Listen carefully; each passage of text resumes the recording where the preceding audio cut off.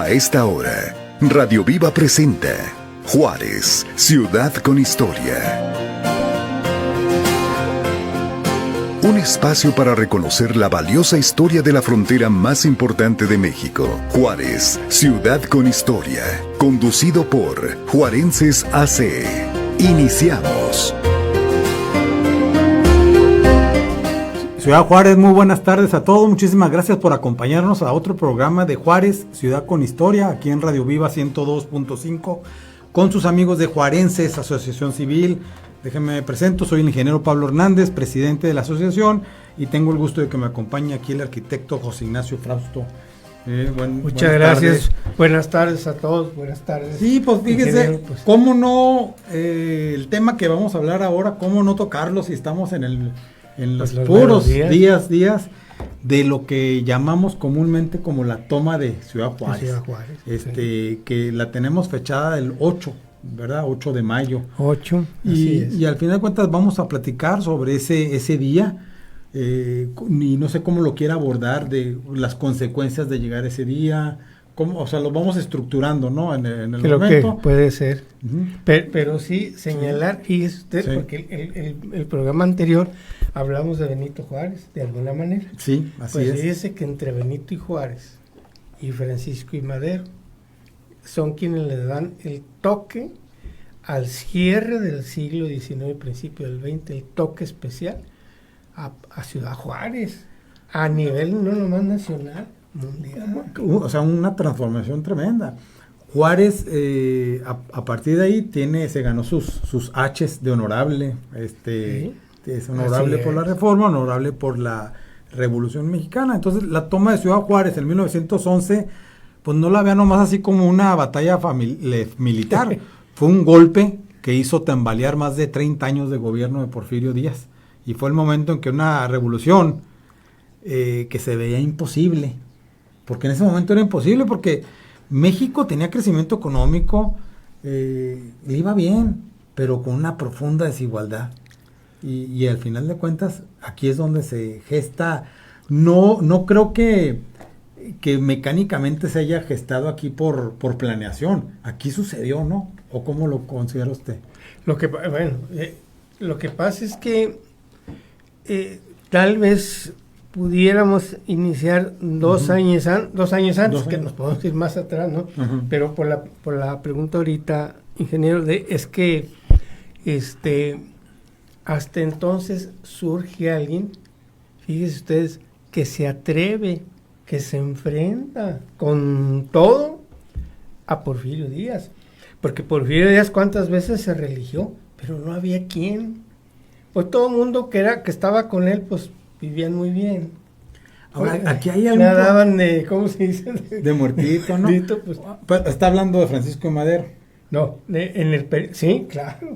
Porque claro, fíjese, aquí parte de la mayoría de las revoluciones en el mundo surgen de abajo.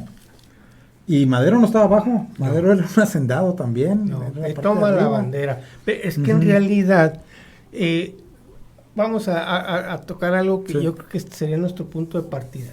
Mire, todo movimiento, toda causa, llamémosle revolucionaria, social, etcétera, va a haber un triunfador si se cumplen los objetivos. ¿Ya? Así es. Entonces, en el momento de Madero, cuando él se decide, su problema no estaba en la clase baja. Uh-huh. Y aunque él era de muy buena familia, no estaba el problema, porque su punto de partida era sufragio efectivo, no reelección, ¿sí? Y incluso el libro que escribe 2 años antes, pues va dirigido a eso. De cualquier manera, pues era de suponer que si se llegara a derrocar a Porfirio Díaz, pues obviamente se iba a beneficiar todo lo demás. Uh-huh. Pero en el momento era primero, pues, derrocarlo. Y para eso habría que seguir una estrategia, habría que por eso lo que dije ahorita, ¿verdad? Sufragio efectivo, no reelección, ahí estaba el punto. Uh-huh. Y eso era suficiente para decirle a Porfirio Díaz, ya. ¿Porfirio Díaz hizo intentos en dejar la presidencia? No, pues es que lo que pasa es que, híjole, es que hay muchas cosas que él se va embalando. Uno de ellos, pues quizá los 2 primeros periodos, tal vez hasta principios de 1890, ¿verdad? Él, como su objetivo era llevar a México al progreso, y que va a Francia y que se lleva a su gente, que miren lo que es una ciudad moderna, pues vamos a tratar de que México, pues órale, vamos a llevarnos todo para allá. Y es un proyecto que hace que finalmente se le fue sumándose en diferentes principales ciudades de todo México. Había un proyecto, 2 o 3. Aquí fueron 3, ahorita vamos a eso. Okay. Pero se le fue sumando, y llega un momento en que en el 1900 dice, bueno, me faltan 10 años para celebrar la independencia de México. Digo, pues me quedo. ¿A qué le suena? Pues dijo, pues de aquí soy. Porque ya había tenido éxito en todas las ciudades, ya se habían construido elementos. Él, de hecho, mandó a hacer libros especiales para uno de ellos es esta colección de 5 tomos que casi todos tuvimos allá entre los 70s, 80s, que los vendían México a través de los siglos. ¿Sí? Fue una serie que él mandó inspirado en lo que los ilustradores, no, los ilustrados habían hecho antes en Francia, casi 100 años antes. Y dijo, aquí vamos a meter toda la historia de México hasta donde iban, de muy buena calidad, por cierto, excepto la etapa prehispánica, porque pues todavía no había mucha investigación. Bueno, así como este tipo de cosas, pues empezó a emitir. Ya hay una colección de fotográfica de toda la obra que hizo él con relación o con mira al centenario, pero donde se ve aplicado estos 3 estilos arquitectónicos, y yo diría que hasta más, porque también se pueden reflejar en el aspecto social, artístico, por supuesto, que importaron para vestir o construir las nuevas, sobre todo sedes que iban a ser del gobierno, incluyendo los palacios y cosas así, ¿verdad? Que fue el Art Nouveau, el Provenzal y el neoclásico. ¿Sí? Entonces, pues todo México, por eso decimos, es que México lo afrancesó. Pero esto, ¿qué sucede? Que no había construcciones realmente en México que valieran la pena.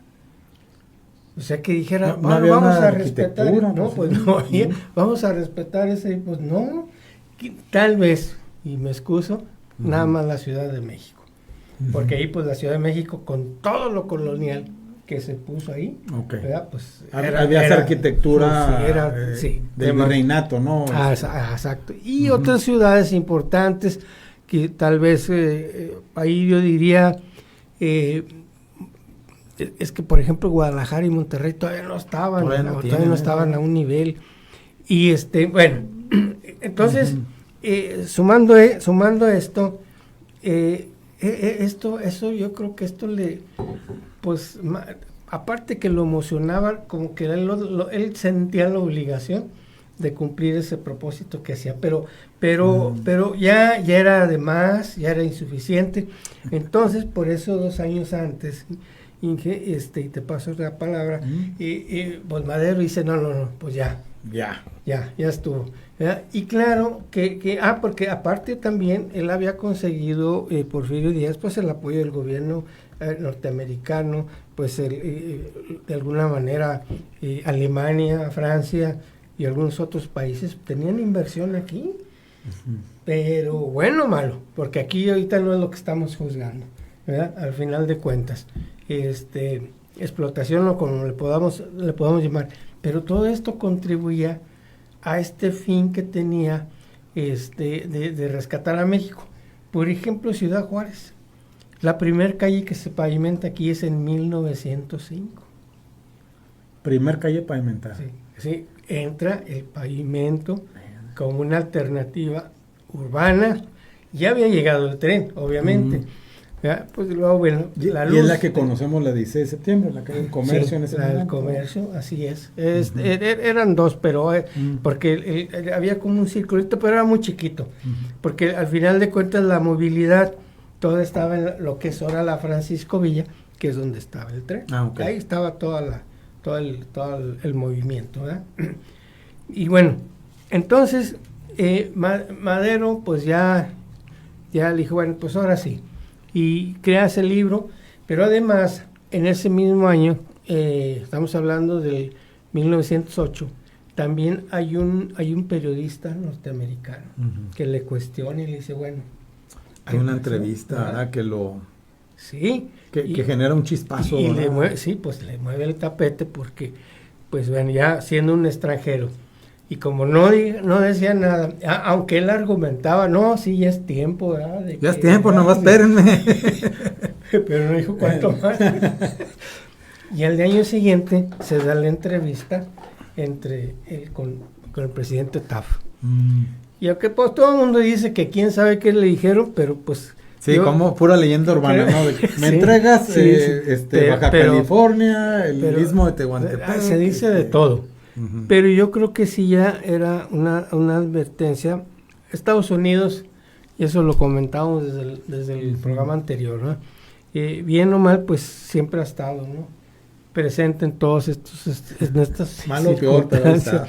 En estas circunstancias. Y bueno, pues era quien al final de cuentas, creo yo, que debió haberlo convencido.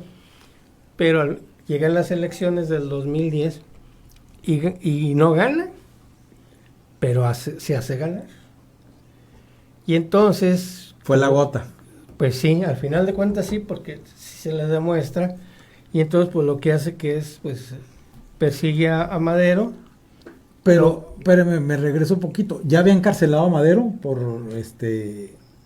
Bueno, no, o sea, a él lo encarcela ya porque en Después ese de su momento reelección. cuando él gana, que presuntamente gana, entonces sí le dicen, no, es que Madero, y entonces él dijo, pues ahora sí me aviento campaña contra. Pero en eso, pues, le advierten a Díaz, y lo persigue, y lo capturan, y es cuando lo encierran en San Luis Potosí. ¿Ya? Ahí, más allá de lo que haya habido antes, yo voy rescatando, ¿no?, los puntos que nos van a ligar al final, al último. Ahí, ahí, obviamente en la cárcel, empieza a escribir lo que se va a llamar el Plan de San Luis, pero tuvo la oportunidad de escaparse. Bueno, lo lograron sacar, porque pues siempre ya tenía gente, sobre todo acá en el norte, y pues San Luis estaba ya muy pegado acá al norte, que lo iban a ayudar, ¿sí? Y entonces, y además pues lo animaron y todo. Entonces lo sacan y se va a San Antonio. En San Antonio termina de escribir el Plan de San Luis, y le deja el nombre de San Luis Potosí porque no podía ponerle el plan de San Antonio. Sí, no había que ser tan evidente, ¿no? Pero ahí tiene, va a ser el primero de uno de los que yo considero elementos importantes para la campaña que va a venir. Ahora, aquí viene lo interesante. O sea, él convoca, ¿sí?, para un levantamiento armado el 20 de noviembre. Pero ¿en qué estaba fundamentado este levantamiento? En hacer que Porfirio Díaz reconociera, ¿sí?, sufragio efectivo, no reelección, y dejara de ser presidente, independientemente que había ganado ilegalmente la última, y a lo mejor las otras también, pero que ya. Entonces, ojo, este sería el objetivo que se traza en este plan Madero, ¿sí?, y que al no reconocerlo y no aceptarlo, Porfirio Díaz, pues hace la pronunciación el 20 de noviembre, pero ya era decir, vámonos, ¿sí? Ya no es si quieres o no quieres. No tuvo un eco así extraordinario. ¿Dónde fue ese primer alzamiento? No, o sea, él la proclamación la hace en San Antonio. ¿sí? Okay. ¿Ya? Pero a él le iban a ayudar para que por Coahuila pudiera él entrar a combatir, pero tenía, por ejemplo, a Orozco, que después se va a convertir en un artífice de su apoyo, y otros más, que en Chihuahua, de hecho, ahí es donde también hay mucho problema, que si fue en Tres Castillos, que si fue en Pascual Orozco, donde fue el primer brote. Pero, cuchillo parado ahora. Sí, exactamente, sí. Primera... Y hasta Puebla se lo quiso acreditar, pero ahí los brotes que haya habido, sí, como quiera que sea, pues fue a causa de la proclamación que hace Madero.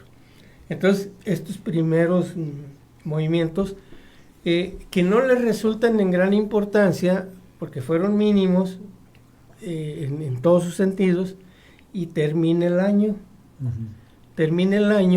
Y entonces ya entrando el nuevo año, en San Antonio recibe el apoyo suficiente, y entonces dice, bueno, yo me lanzo, y es lo que hace. Y una de las primeras y quizá de las más, yo diría, sólidas confrontaciones que tuvo fue en la batalla de Casas Grandes. ¿Por qué? Porque ahí perdió. Okay. Pero perdió y medio lo hirieron. Pero esto de haber perdido, lejos de haber dicho, pues ya, ahí nos vemos, porque ya traía, pues, ¿verdad? Se fue a la hacienda de Bustillos, y ahí Abraham González es quien vamos a decir, lo apoya, le ayuda, le junta gente. Es toda una historia esa hacienda, por cómo se da, porque aquí tendríamos que ver, los ricos, pues sí, cierto, los se ricos conocen. y entonces resulta que él es de Coahuila, ¿verdad? Sí. Igual que Venustiano Carranza, que también era del grupo Coahuila, ¿no? Pero entonces, cuando tiene ese problema, quien estaba de administrador de esa hacienda, que había sido una familia zuloaga, o sea, pues obviamente españoles, ¿verdad? Desde la colonia, está muy cerca de lo que es ahorita Cuauhtémoc, la ciudad de Cuauhtémoc, ¿verdad? Por ahí. Muy próspera, tenía una laguna muy grande, o sea, estaba muy bien, estaba en un lugar muy bien ubicado. Y entonces resulta que el administrador pues era familiar de él. ¿Sí? O sea, desde estaban relacionados, sin saber, llegó, y ahí le dijeron, pues aquí te vamos a ayudar, aquí te y él empieza a llegar gente, llega Orozco, que era quien con más confiaba, Pascual Orozco. Abraham González, ahí es donde le presenta a Francisco Villa. Abraham ya lo conocía. Sí. Abraham era un empresario educado. Pues sí, de hecho fue gobernador, y ya también era político, sí, es muy importante, fue muy importante en esa parte, ¿verdad? Y yo siempre pienso que él fue el escudo de alguna manera de Madero, para que llegara a conseguir lo que logró. Entonces, ahí lo presenta. Obviamente en la hacienda conocían a Francisco Villa como un bandolero. Sí, un gavillero. Sí. Porque incluso a esa hacienda la había llegado a saltar, pues como tremendo. Pero él se confesó con Madero, tuvo esa y eso le cayó bien a... Soy esto, Madero, pero puedo sí, ser esto. sí. Y le dijo, bueno, pues vámonos pues. Y entonces de ahí ya entre Orozco y Villa, ya cuando salen de la hacienda, pues ya iban con el objetivo de tomar ya Ciudad Juárez. A ver, en la batalla que pierden Casadrantes Madero, todavía no iba con ninguno de estos personajes, ¿no? ¿Quién lo acompañaba en su...? No, pues estaba Orozco, pero es que Orozco estaba entre ahora sí como dicen ahí, entre la espada y la pared, Uh-huh. ¿verdad? Pero realmente, por eso yo comento que el punto efervescente de lo que va a ser la campaña y la revolución, que le vamos a llamar maderista, Uh-huh. de Madero, fue ya ahí en la hacienda Bustillo. Ahí nace ya una Sí, coalición sí, completa, sí, ¿no? Sí, porque ahí tuvo el tiempo de recuperarse, tuvo el tiempo de que llegaron ya ellos dos, pero también llega Giuseppe Garibaldi y José de la Luz Blanco, entre los otros Uh-huh. que llegaron, y que ya yo traigo mi gente y aquí nos vamos a ir todos juntos. Claro que el artífice y seguía siendo Orozco, Pascual Orozco, porque Pascual Orozco ya había pues ya él le correspondía el estado de Chihuahua. Lo Uh-huh. conocía por todos lados y confía en él y le dice, búscame un lugar donde podamos llegar a Ciudad. Nunca en las fuerzas federales, o sea, siempre... No, porque ellos eran pues al final de cuentas eran guerrilleros, Uh-huh. ¿verdad? Pues son partidarios, ¿no? Uh-huh. Y aunque eran ricos, aunque eran hacendados, eran todos, pero pues ellos al final ya sabían que tenían que defender esta parte para no perder también lo suyo, Uh-huh. porque en un caso de una revolución, como sucedió después, Uh-huh.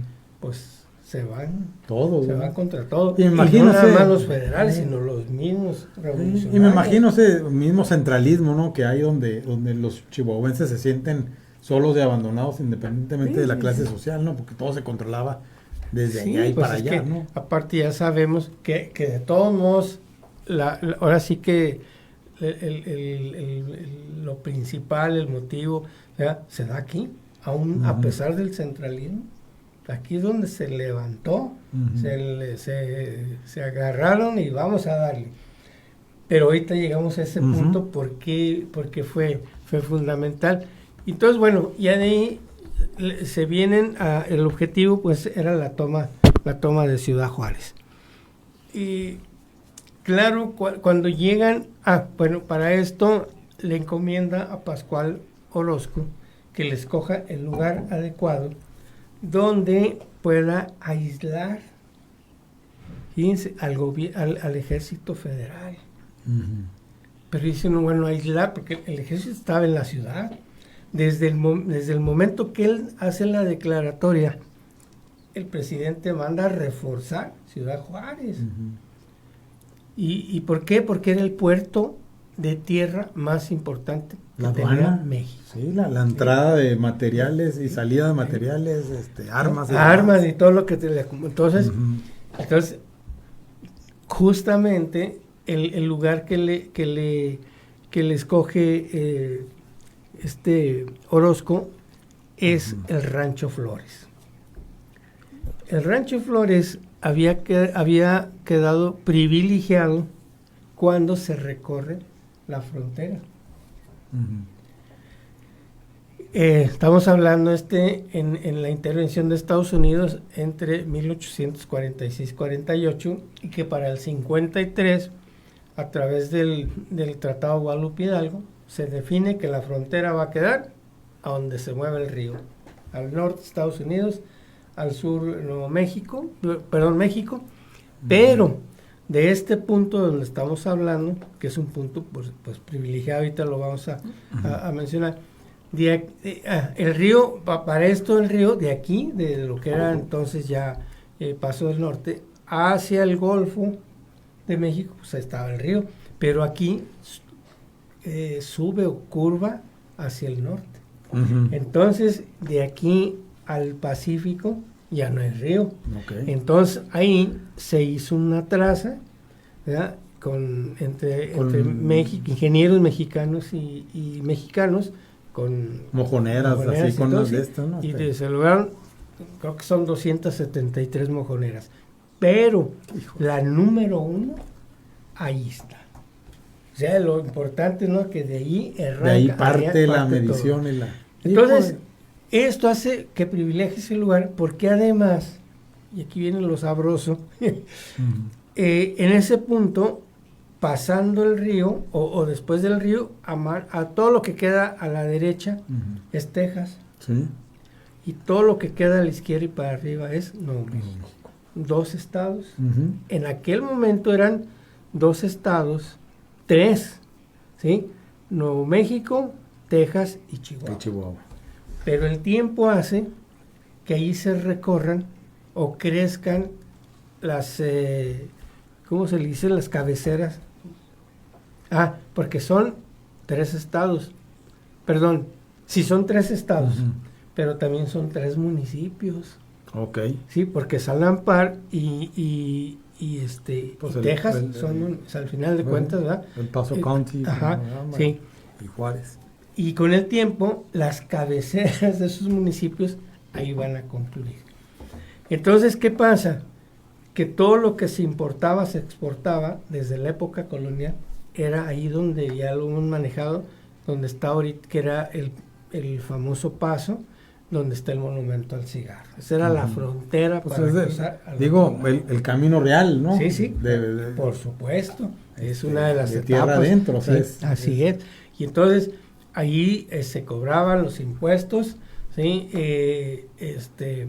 Y entonces esto hace que cuando hablamos de que en el 53, pues ya se dice aquí es frontera, entonces Estados Unidos pone ahí, ¿verdad?, lo necesario para decir aquí nace ya la frontera con México en este punto, pero también nace dentro de Texas lo que iba a ser la ciudad de Franklin. ¿Sí? Y de aquí, de este lado, pues queda el paso del norte. Pero bueno, para no alargar más esto, entonces, desde entonces, el tránsito, o le podemos llamar tráfico, ¿no? Bueno, eso ahí es el mejor tránsito. Sí, tráfico. De todo. De todo. Pues es de ahí. Y el ejército mexicano, antes de todo eso, por ahí metía y mandaba igual todo el tránsito de todo este tipo de mercancías, porque era su aduana.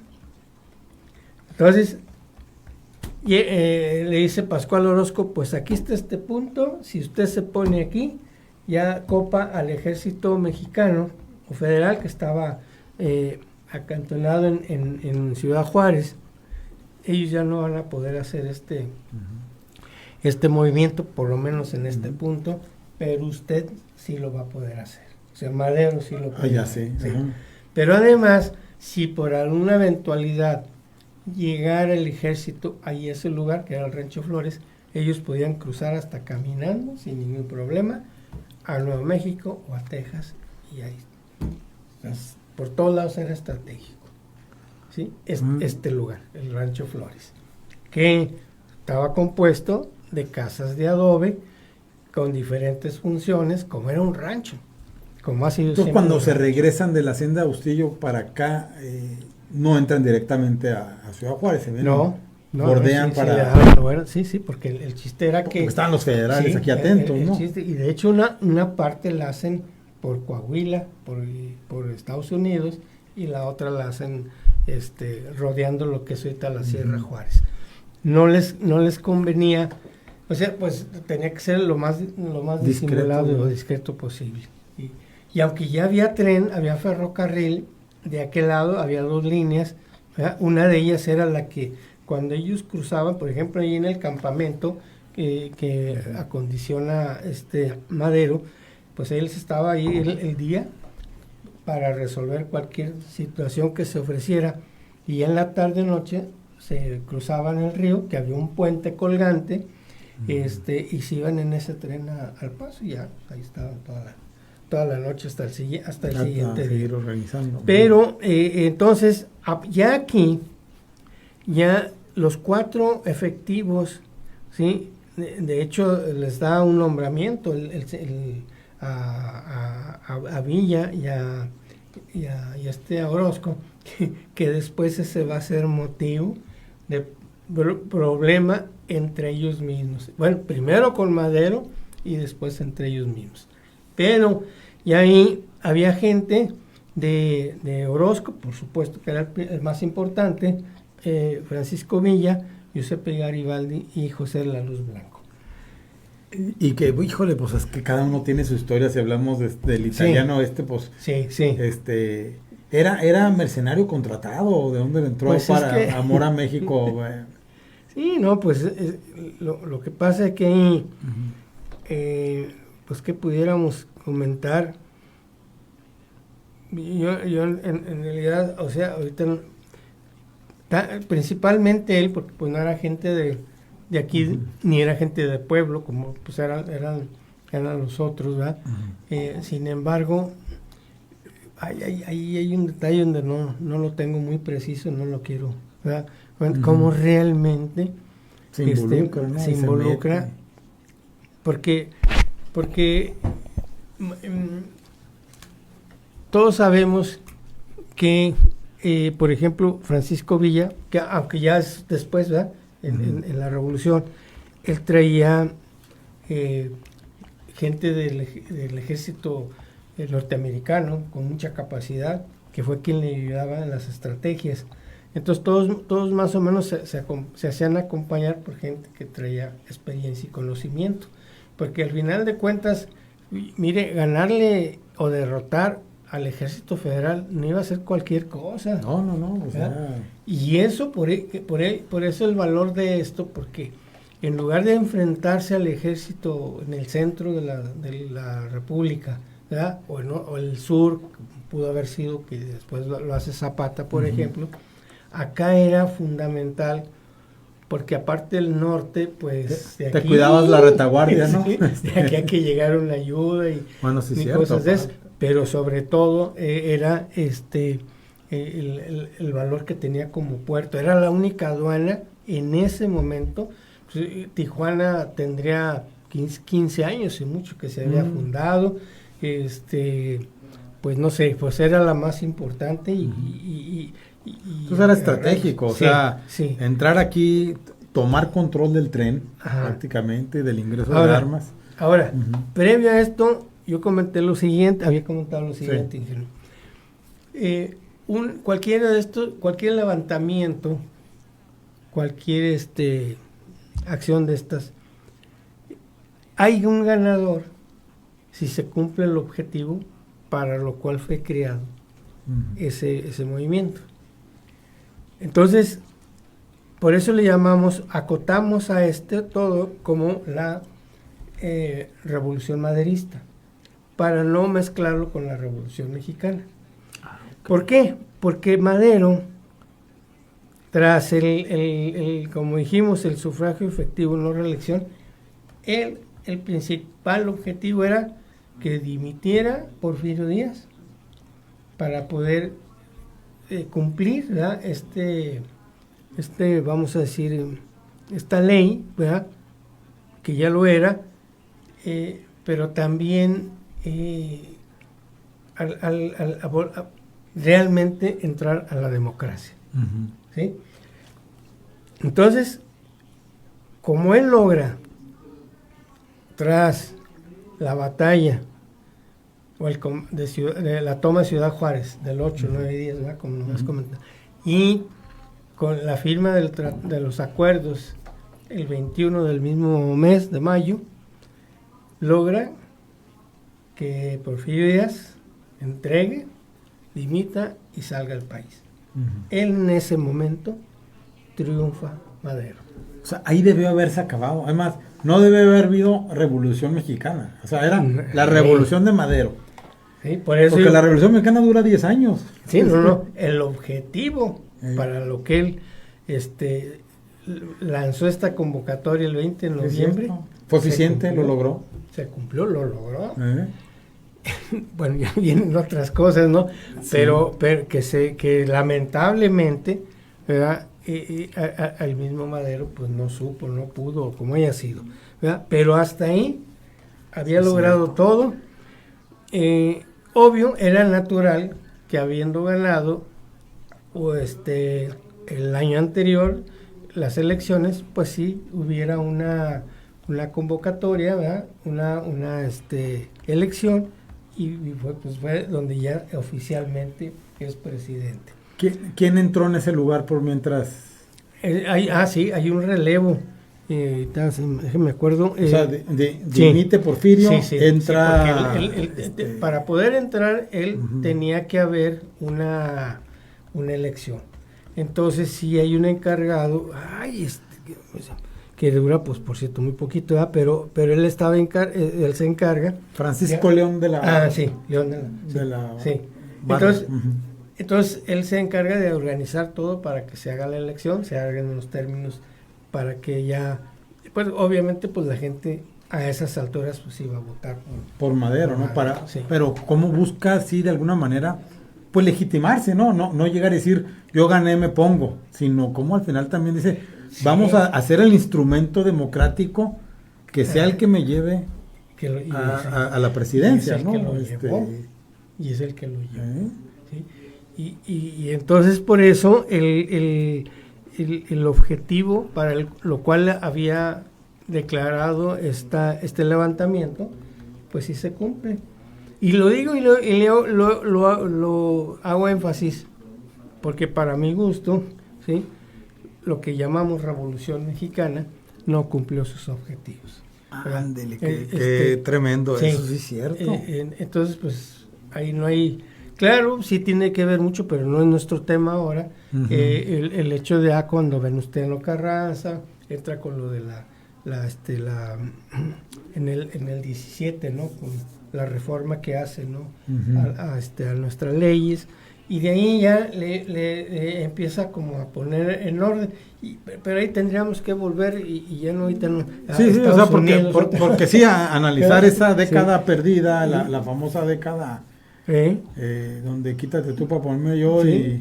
Y bueno, pero como el punto de nosotros ahorita es la toma de Ciudad Juárez. Ahora, aquí, desde que llega Madero ahí al campamento, ¿verdad? Que se establece en el rancho Flores, que ahora se le conoce como la Casa de Adobe, o se le quedó, ¿verdad? Con la Casa de Adobe. Pues mientras vienen unas cosas y las otras, siguen haciendo tratos con los enviados de Porfirio Díaz. Tratan él de convencerlo, ¿verdad? De que ya no era su tiempo y que además no había respetado la última elección. O sea, había comunicación. Sí. Iban y venían. Sí. Hubo, creo que 5 o 6 que en forma y todo, ¿no? Con el respeto además, que es ahorita al punto que voy, ¿verdad? Hasta ahí había un respeto necesario, porque estaban haciendo gestión, vamos a llamar así, militar, ¿no? Y dentro de las gestiones militares pues hay códigos, ¿no? Hay códigos, exactamente. Y entonces pues Porfirio les decía, no, pues yo les ofrezco, si quieren les doy puesto, una senaduría, una votación. No, todo lo que pues no, y está bien, ¿verdad? Porque pues obviamente pues, Madero ya había dado el paso más importante, haberse enfrentado porque ya estaba enfrentado, ¿no? Con el presidente. Y ya pues no era ya no había para echarse para atrás. Llega el 5 de mayo, 3 días antes, y todavía se hace una celebración ahí en la casa de Adobe, hay fotos, ¿no? Donde celebraban. La famosísima foto donde hay unos personajes, ¿sí? Pero increíbles, ¿no? Sí. ¿Están todos identificados? Sí, los de la foto.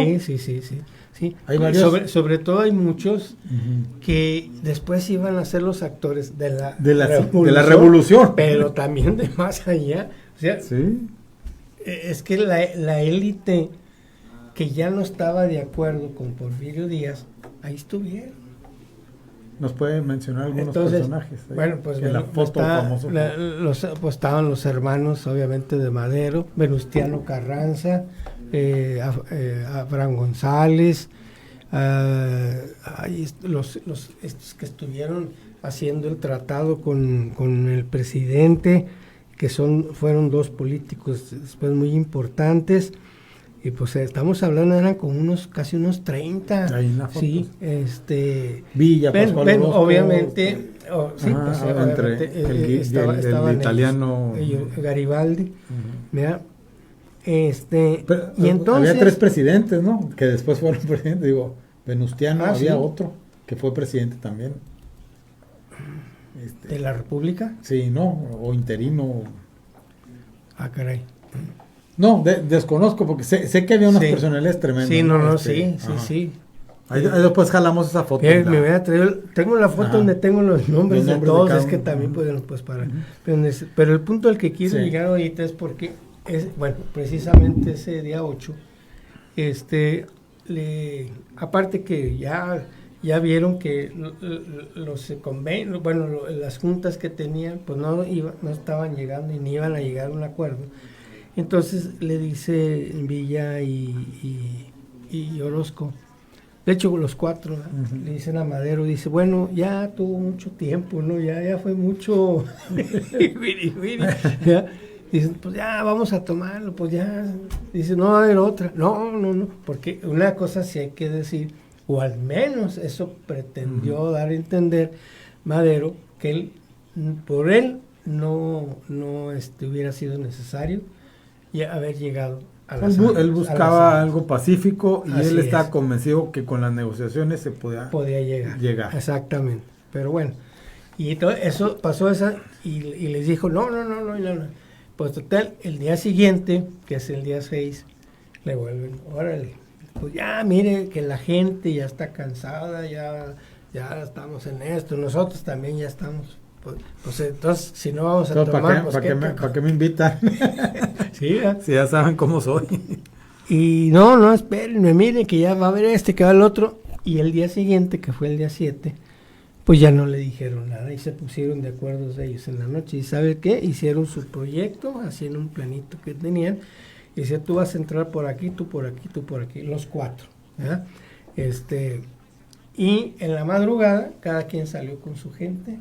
Se acomodaron, sin avisarle a Madero. No, pues no. O al menos nadie ha dicho que sí sí le sabía. hayan usado, ¿verdad? Que quién sabe. Por si sí o si no, atacan temprano, más o menos el primer día, vamos a decir que está medio nivelado el asunto, porque para esto estaban las fuerzas federales o que resguardaban la plaza, el lugar, ¿sí? Y estaba el ejército que lo habían mandado, que estaban ubicados en el cuartel del 15. Okay. Sí, entonces tenía, de alguna manera, vamos a decir, dos cuarteles, digamos. Más por decirlo. ¿verdad? ¿Dónde estaba el cuartel del 15? El cuartel del 15 está donde está el SEMA, atrás es una de las calles, creo que es la Altamirano, otra es donde que después lamentablemente lo tumbaron, presidente, que no vamos a decir el nombre, y lo convierten en un mercado. Okay. ¿Ya? Pero si le contáramos de ahí del SEMA, eran como unas 7, 8 cuadras, que no son muy grandes, de ahí de ese punto. Pues, prácticamente estaban en el centro, y el otro estaba donde siempre estuvo en la Lerdo. Okay. La Lerdo. Bueno, pero ya el ejército obviamente había ubicado a su gente en diferentes puntos. Estaban preparados, pero no contaban con la astucia, ¿verdad?, de Villa pues les llegaron por donde no estaban preparados. Pero de alguna manera, sí, el primer día la confrontación estuvo bien. En el siguiente día, curiosamente, ellos, para que no los vieran, porque si se fueran por las calles, es que esta es parte, ¿no? Sí. También que muchas veces no se conoce muy bien. si ellos fueran por las calles, pues los iban a venir de lejos. Ujú. Entonces lo que hacían, se iban pasando por entre las casas. Y de alguna, yo no sé, porque pues la mayoría eran de adobe, así que les daban un trancazo y se caía el Pues muro iban agujerando para brincar, cada- sí, para que no los vieran. Y también fue como sorprendieron a los del Ejército Federal, entre otras cosas. Pero aparte, pues les cortaron el suministro del agua, de los alimentos, la luz, o sea, fueron Toda varias una cosas. estrategia de batalla Sí, traían. sí, sí. Y no era un solo punto que No, atacaron, o sea, no. sabían dónde estaban todos. Vamos a decir que tal vez el menos era el que estaba pegado al río, ¿verdad? Ujú. Porque ahí quiero comentarles una cosa, no sé cómo andemos de tiempo, No, bien. pero también 12. otra de las partes de la estrategia por qué Orozco Ujú. privilegió ese lugar para recomendarle a Madero el rancho, La Casa de Adobe. la Casa de Adobe, o el Rancho Flores. Fíjense, en 1886 ya se estaba instalando la Zarco.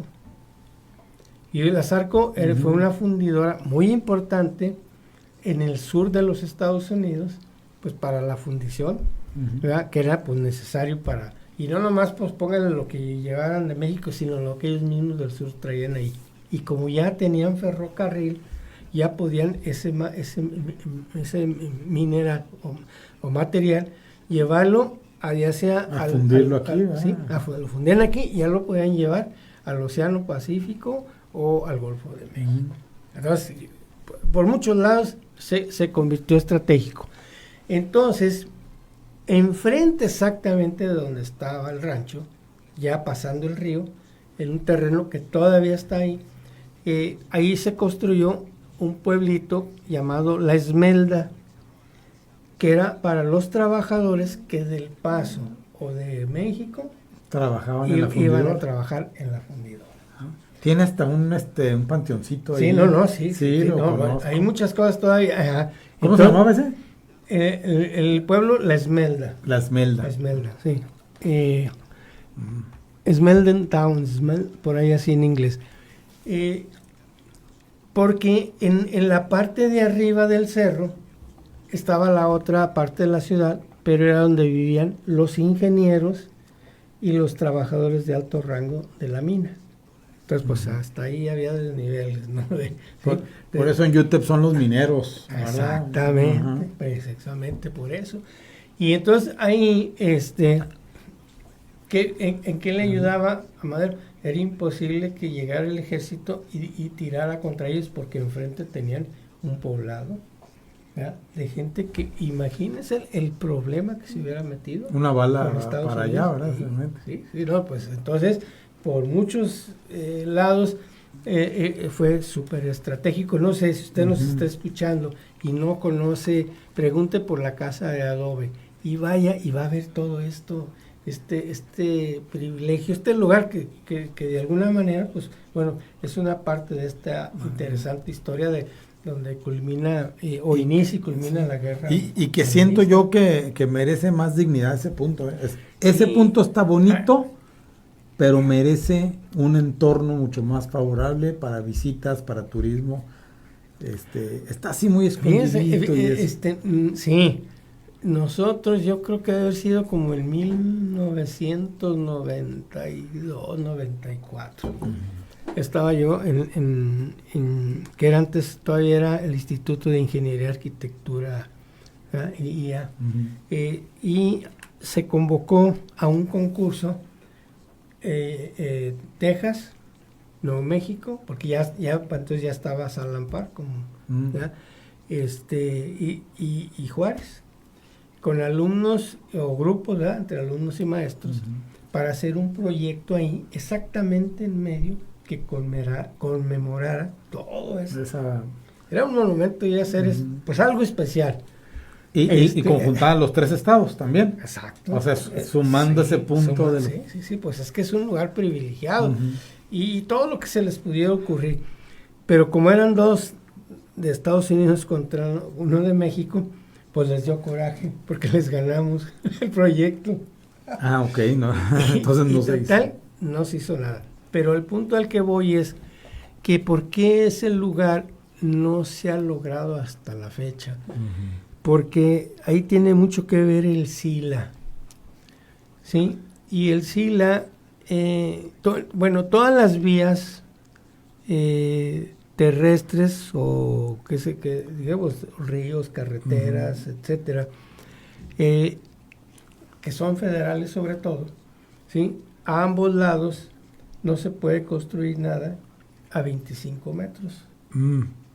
Sí, estoy viendo la línea divisoria, está completamente... Y entonces ahí, donde está la línea divisoria, a 25 metros hacia los dos lados, sobre todo el río, no se puede construir nada. Entonces, por esa razón, el municipio no puede intervenir ahí. Como la casa de adobe original se derrumbó, entonces el INAH tampoco puede intervenir. La que vemos ahí no es la original. No. ¿Alguna corriente de agua se la Bueno, llevó? no, la tumbaron los mismos, es que ahí empezaron a explotar las ladrilleras. Ok. ¿Sí? Y no quiero decir nombres, pero la señora dueña del... Aquí eso dijo, en una de esas yo le platico cómo estuvo la historia, pero pues la tuvimos que cambiar. La tuvimos que... Porque pues ellos querían apropiarse pues para expandirse, ¿no? Entonces, porque del otro lado, si le bajamos acá, esa es la ladrillera americana, pero le pertenece a Nuevo México. Esa está en Nuevo México. Ah, sí, porque el Río Grande le pasa. Esa ladrillera, cuando yo hice el proyecto, hice un proyecto cultural, visité al entonces dueño y nos decía, si ustedes logran hacer ese proyecto, acá, yo me comprometo a arreglar toda esta parte de acá para que se vea. Y es que turísticamente es por donde sí, lamentablemente, otra cosa por la que no se puede ahorita hacer, por el muro, el famoso muro. Así es. Pues yo creo que aquí está la ladrillera, pues ya hay que una cooperacha para comprarle y poderle dar frente a hacer todo esto un desarrollo. Pues están trabajando. ¿Sí? Entonces, bueno, la historia de ese lugar. Entonces, pues no sé, no era la idea comentarlo ahora, ¿verdad? Pero viene siendo en el 2010, me invitan ahí en la presidencia en Cultura, que me decían, bueno, el año que sigue, el siguiente año, se va a conmemorar el centenario, ¿verdad?, de la toma de Ciudad Juárez. ¿Qué podemos hacer aquí? Y bueno, pues yo presenté, aunque yo he invitado como historiador, ¿verdad?, yo presenté un proyecto arquitectónico, creo que muy bueno, pero entre lo que sí, que sube, que baja, que se brincó a enero todo, y ya de enero a mayo ya era imposible hacer algo así. Entonces, al final dijeron, bueno, vamos a hacer la reproducción nada más de lo que es la pura casa de adobe. Y me dicen, ¿cómo ve? No, pues bueno, como yo ya había hecho el proyecto, pues yo tenía las medidas, porque yo hice un estudio hilográfico de todo, de fotos y todo el lugar, mapas, para darle la dimensión donde estaba exactamente la casa de adobe. De hecho hicimos, me llevé unas camionetas con unos estudiantes, tambos de agua, lo llenamos de agua y a la hora que se sumerge, pues nos da la señal de donde estaba la cimentación, pues eran casas de adobe, que era como le hace para encontrar. Todavía esa zona se inunda de vez en cuando se encuentra la corriente. Sí, y entonces, bueno, pues logré la localización, entonces hice la reproducción de la casa en a escala, y ya pues lo único que hice fue, pues se los entregué a Obras Públicas para que le hicieran. Ya no se podía hacer más, pero aparte había quedado pendiente la museografía en el interior, que hasta la fecha no se ha hecho. Lamentablemente, y por razones que ya la casa la hicieron como a 60 metros más adelante donde estaba la original, se las yo haber marcado por la cimentación. Sí. pero bueno, pues ya hecha, pues ya. ¿Verdad? Entonces, la casa que está, pues, para justificarla, pues se le ha dado el carácter de casa museo. Histórico. ¿Verdad? Y pues probablemente, pero la historia resume nada más eso, de lo que es el lugar en donde estuvo Madero en esta etapa de casi 2 meses antes de que se consumara la batalla, haciendo sus acuerdos, tomando decisiones. Muchos quieren decir de que fue Palacio Nacional y no, porque pues en ese momento Madero nunca fue presidente, ya fue hasta después, entonces no tiene por qué. Y no se le hizo a Porfirio Díaz entonces bueno, bicentenario. pero bueno, entonces de alguna manera en la historia queda registrado como casa de adobe, el lugar donde planea y Madero hace todo para triunfar su revolución maderista. Pues ese punto a mí se me hace buenísimo. Yo me quedo con esa parte de entender la Revolución Mexicana no como un total, sino hay muchas revoluciones mexicanas dentro de esa década de lucha, donde la más importante fue la de Madero, que cumplió sus objetivos. Ya lo demás sí. Fue otra cosa.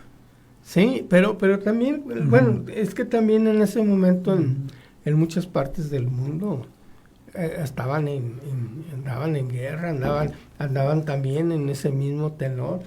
El siglo XX había entrado después de todo un proceso que hace en el último cuarto del siglo XIX, la filosofía, principalmente la alemana, que es la que permea mucho, ¿verdad? Y eso deja abierto, ¿no?, hacia a la intelectualidad de las diferentes, porque además empezaban a ver qué me va a funcionar más, el capitalismo, ¿verdad?, o el socialismo. Ya se empezaba a mover todo esto, y entonces pues sí había una inquietud en todas partes. Por eso yo digo que después de lo de Madero, que no le acababa de gustar a nadie su forma como llevó el poco tiempo que estuvo como presidente, ¿verdad? Pero sí, el quien detona todo esto, pues ya va a ser que lo manda a matar, Huerta, ¿verdad? Huerta. Y aquí sí, entonces ya pues todo el mundo dice, no, pues a ver, ya se descompuso esto a donde no debió haber llegado, ¿verdad? Y pues sí, ya son, por lo menos de ahí son 5 años muy fuertes. Sí, ¿verdad? Y bueno, pues queremos invitar al público a que se adentre a los personajes, porque cada uno en su contexto es bien interesante. ¿Cuál es el que más le llama la atención de estos personajes que...? Pues a mí siempre para mí el triunfador fue Venustiano Carranza, sí, para mí, ¿verdad? Pero además a él le tocó, híjole, es que aunque después de él vienen Obregón y el grupo Sonora. Sí, viene el grupo. Pues, estuvo, es que es un sándwich ahí, el grupo Coahuila entre Madero y Venustiano, y luego viene el grupo Sonora. Estamos hablando del norte, del norte como campo para todo esto, pero al punto es porque los ideales era más fácil, estaba más cerca el acceso por Estados Unidos, pero era el acceso también a todo el mundo. ¿Sí? Entonces, por eso facilita más. Y yo pienso que otro de los que pudo haber sido, pero yo no lo he estudiado muy bien, es a Emiliano Zapata. Yo no quiero hablar de Villa porque no goza de mí, ¿verdad? Pero, pues, fue extraordinario lo que hizo Orozco, porque Orozco, al final de cuentas, fue en quien confió Madero y le ayudó y le resultó además. Pero pues es que también después se descomponen todos. Sí, hombre, pues es que... Y dice, para terminar, Sí, ya hablamos casi sí, ya del tiempo. llegamos. Cuando Madero forma su gabinete, pues Pascual Orozco y Villa, principalmente ellos, suponían que Madero les iba a dar un buen puesto, un buen cargo. Y las gracias nomás, ¿verdad? Pero es que si nos ponemos, si revisamos quiénes estuvieron en su gabinete, pues no los podemos comparar. Sí, el nivel, ¿verdad? Hay La niveles. preparación, Sí. todo. Entonces, malamente lo voy a decir, y discúlpenme, ¿verdad? Pero imagínese usted a Francisco Villa en Hacienda.